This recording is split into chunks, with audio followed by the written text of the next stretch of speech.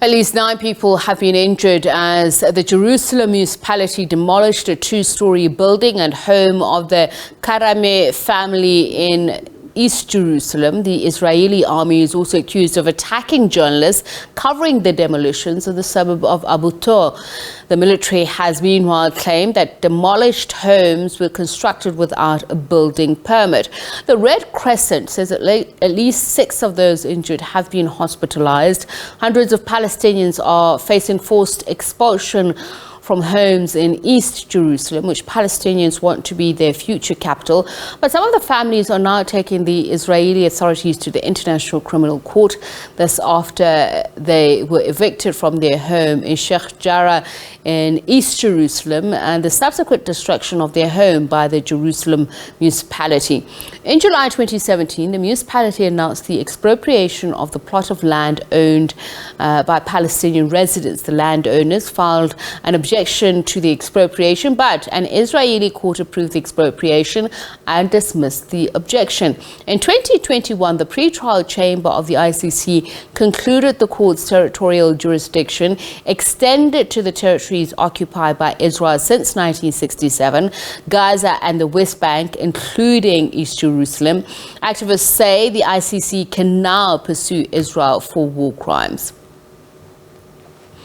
To discuss this further, we're joined now by Professor Farid Esak from the University of Johannesburg. Professor Esak is also a member of the lobby group Africa for Palestine. A very good evening to you, Professor. Thank you so much for speaking to us.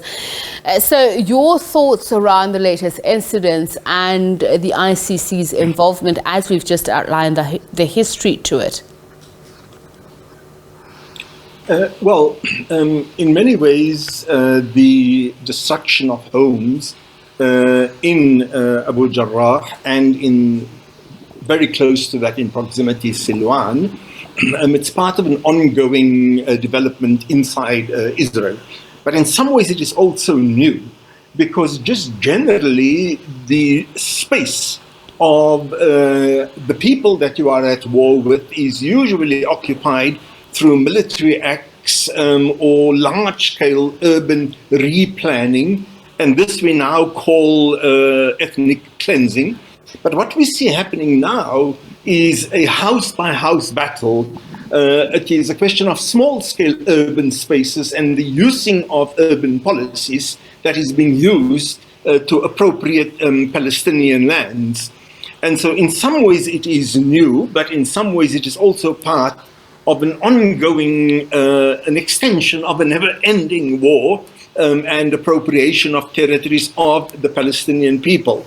Of course, the Israelis argue that, that the Palestinians are subjected to Israeli law, and in terms of Israeli law, as you have indicated, the Palestinians have been to court.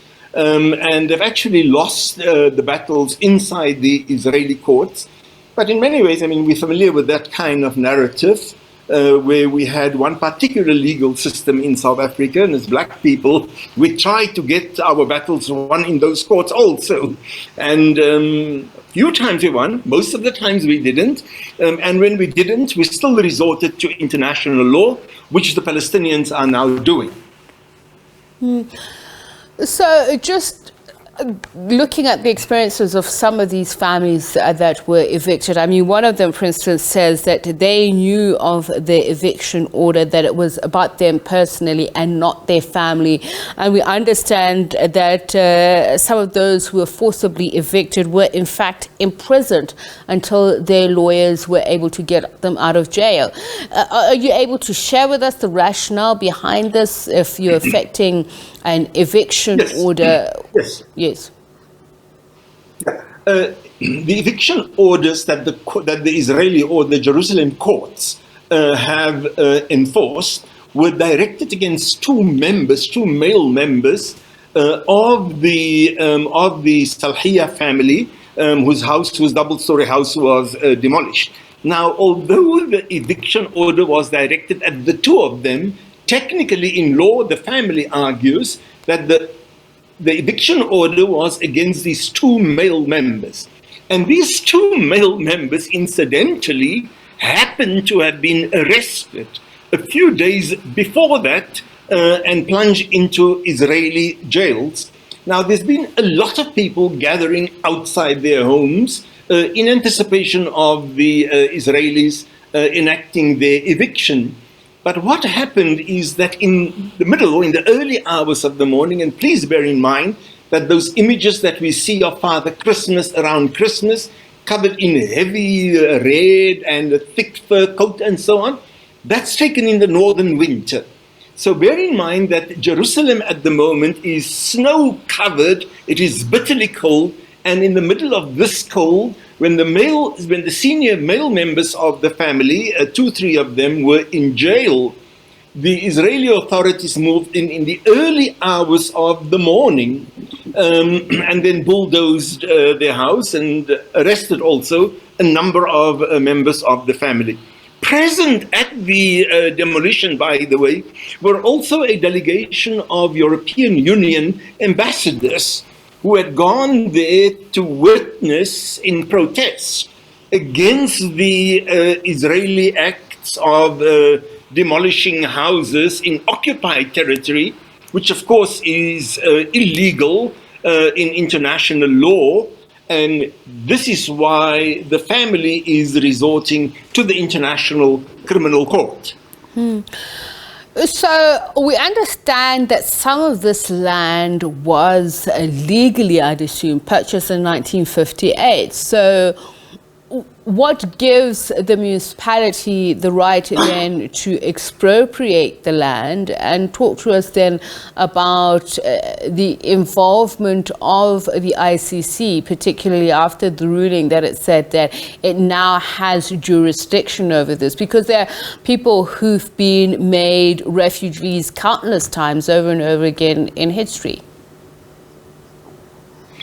Incidentally, this particular family, they were already removed, forcibly evicted from their homes in 48 with what the Palestinians call the Nakba and what the Israelis call their Independence Day.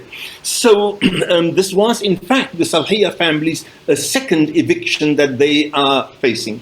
So now what is happening is that the Israeli government, they've argued that they need the land for a public facility and very interesting, they're using this nice cuddly thing of a public facility for disabled people, as if disabling a whole family. Okay, so, and evidence has been brought that there is, in the nearby area, that there is other land that the Israelis can also use.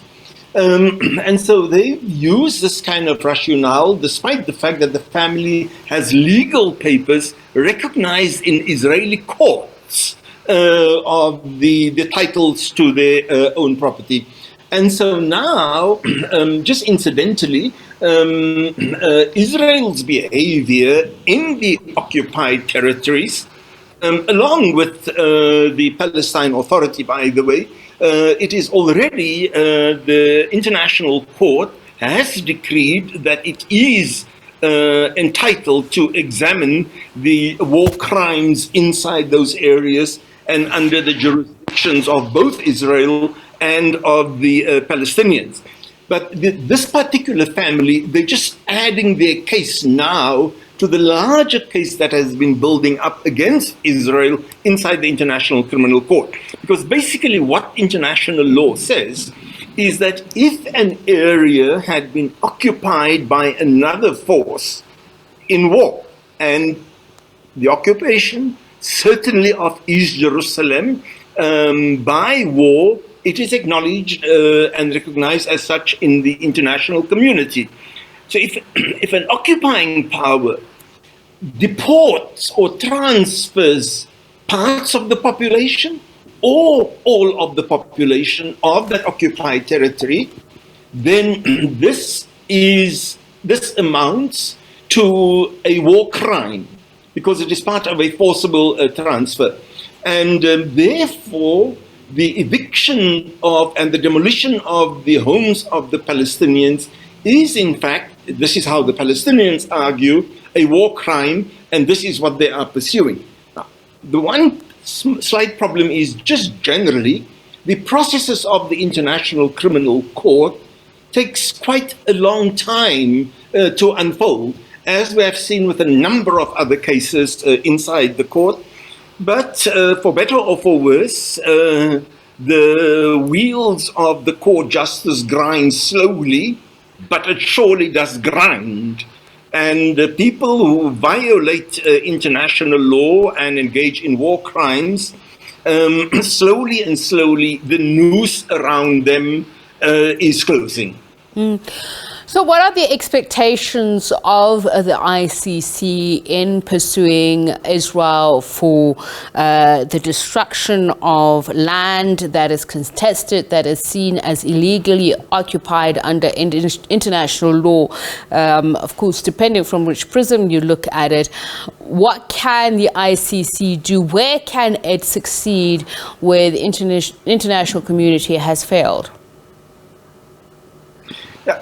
I mean, some of the readers may be aware that in the 70s, the International Court of Justice in The Hague, a bit of a different kind of court with a different mandate, that they found against the South African regime in its occupation of Namibia, and in fact held that the South African occupation of Namibia was illegal. The South African regime merely carried on with the occupation of Namibia. Not only that, fought a war in Angola to protect, to defend its occupation of Namibia. So in some ways, if the International Criminal Court were to get to the stage where it clearly pronounces against Israel, that is a huge moral step. But moral steps, we have learned in the world, it is just not enough. It has to be accompanied by political action. As we saw, it was political action that saw the end of the occupation of Namibia. And so the International Criminal Court has huge jurisdiction, limited, we've seen in the case of Omar al-Bashir, for example, where, including a country like South Africa, I mean, the ICC had difficulties with a country like ours. And so the force of the International Criminal Court, it is largely moral at the moment, but many war criminals have actually ended up and are currently serving long jail sentences in The Hague, in the Netherlands. Secondly, many other countries have enforced, particularly Belgium and even France, in however a limited way, when these war criminals set foot on their territories, in Spain also, then the courts are actually able to intervene and enact arrest of the war criminals. So those are some of the things that one can expect. But as I was saying, firstly, it takes a long time. And secondly, it has to be accompanied by other acts that put pressure on the occupying power, in this case, Israel. All right, thank you so much for speaking to us, Professor Farid Esak from the University of Johannesburg. He is also board member of the lobby group Africa for Palestine.